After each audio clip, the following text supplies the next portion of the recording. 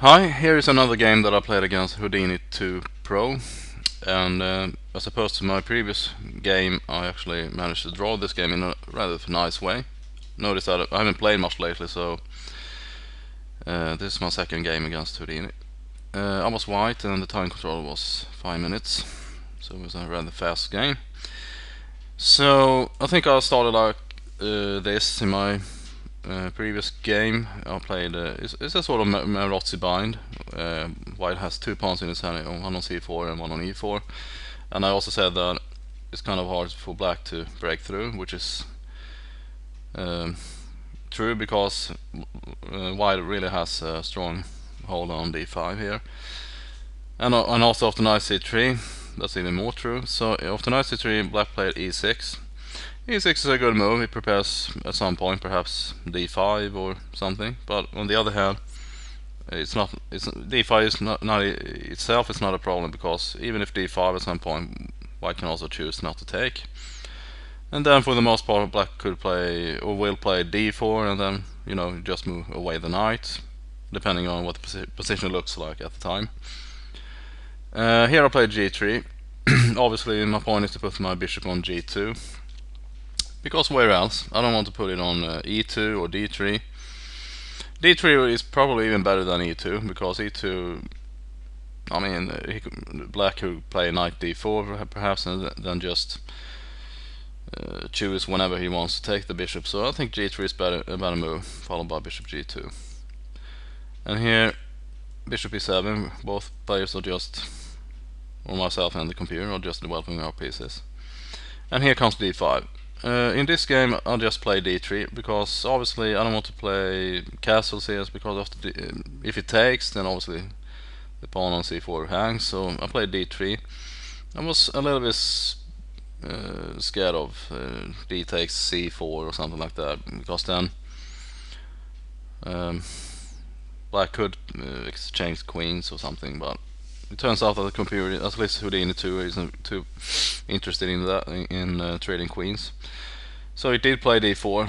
I think if I had played black here, I probably would have played d takes c4 as a human player, but I don't know. I suppose d4 is a better move after all. I mean, I was playing as a computer, so. Okay, so my knight has to go back. Maybe that was the idea. Okay, he's pushing my knight back, and obviously b1 is the only move. But that's perfectly fine with me. So after e5 I just castled, and now castles as well, and my standard move h3. And the point with h3 is simply stop at some point, either bishop to, let's say, well, first of all, if black would play something like bishop to e6 followed by queen d7, there's always this option to trade, and obviously I don't want to trade because then I would have this hold on g2.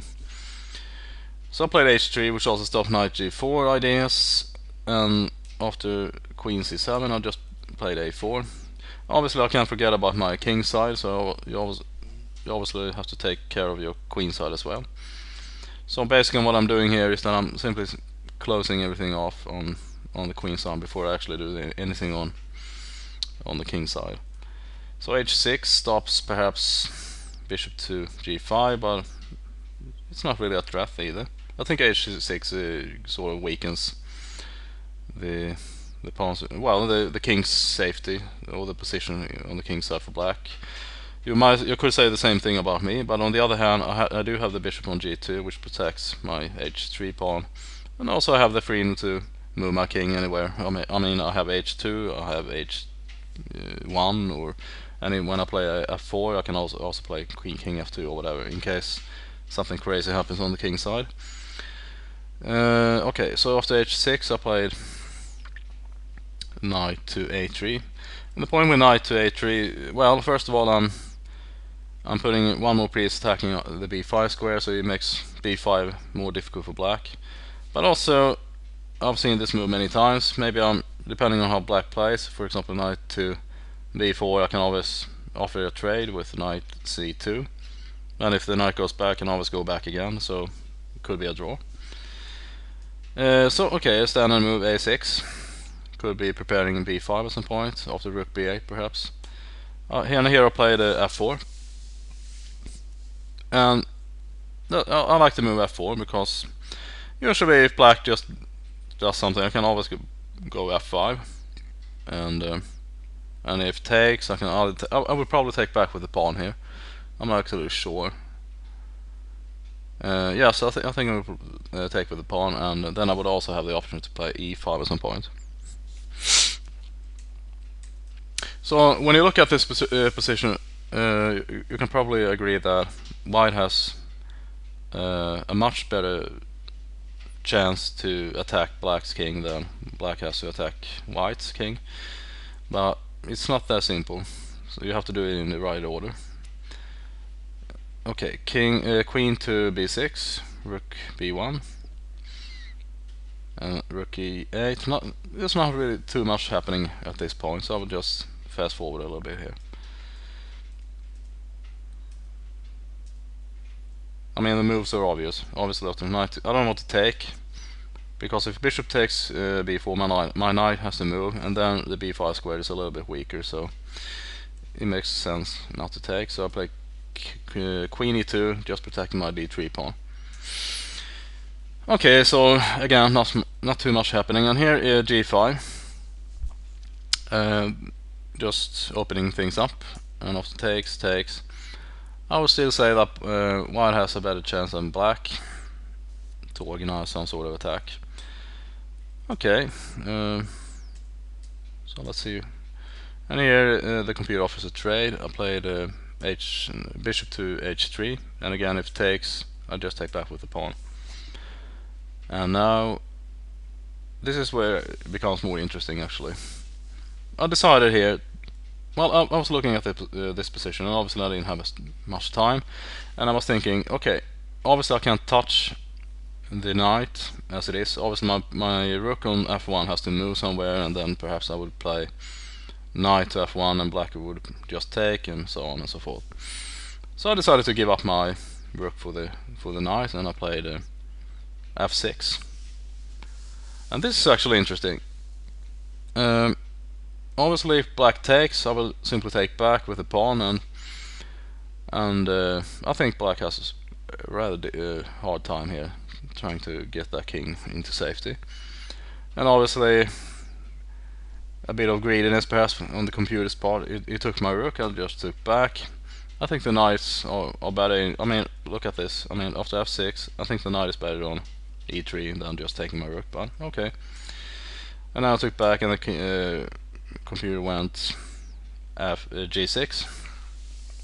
And here comes my other sacrifice, and this obviously is a real sacrifice. Knight to f5. And well, I'm sort of proud of this game. I mean, when you look at a move like knight to f5, I think you can get the feeling here that black is in deep trouble. I mean, if g takes, I don't have an analysis option here, so, but obviously you can see that after g takes f and after bishop takes, then black is definitely in tough position here, because I can always put my queen over here and follow my rook, and there's no way to stop checkmate, more or less. So it did take, and I play bishop takes f5, and now the computer offers a trade. I played queen to h2 and takes. Notice I didn't take with the rook. I couldn't decide. Again, I didn't have much time to think, so I just played pawn takes. And now knight takes, and I played a king to g2, knight f4, and king to g3, and the checks are over now, so the computer gave up a piece after knight e2 check and queen takes, and now the pawn push d3. That's a rather nice idea to give up the bishop knight this way. And notice that if the game had continued here much further, I'm down an exchange, but it's still not that bad, because black cannot possibly do anything about these pawns. But black does have d3, so he gains sort of by giving up the knight on e2 like this. He won time, more or less. So I mean, I had to take with the queen, and now d3, and here I play queen to h5, and the game ended in a draw After d2, rook h1, check, check, check. Notice that it would be a big blunder to play after queen d3 to play something like king to f2, because then black could always promote to a knight.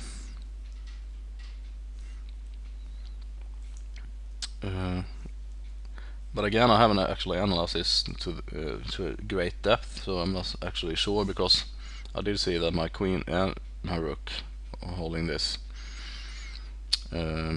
square, but on the other hand,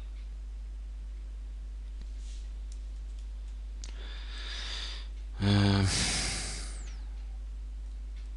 was thinking about it. Well, that is obvious. I mean, if king f2, then there is promotes to knight with check, but then I could perhaps take with my rook, and I would be attacking his queen. Well, actually, I don't have much time to analyze this, but I figured that I just took the draw. I was short on time, and but maybe there still was a chance of even of the king f2 to, when it promotes, just take the knight. But anyway, I play king to g2, queen e4 check, and this was just perpetual check. So again, I went back to g2, and after queen e4, the game ended in a draw. So anyway, I just want to go back to my sacrifice. So the first sacrifice involved an exchange sacrifice after f6, and the computer took my rook, and I took back, and now knight f5. Takes.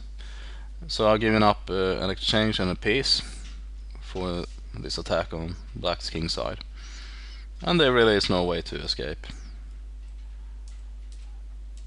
But it did manage to escape, but you know, it did involve giving up a piece, and maybe I didn't see a forced win somewhere. I don't know. Maybe there was a win. I couldn't see it in just a couple of minutes. Okay, I hope you enjoyed this quick look at a game that I played, and against Houdini 2 Pro, which ended in a draw.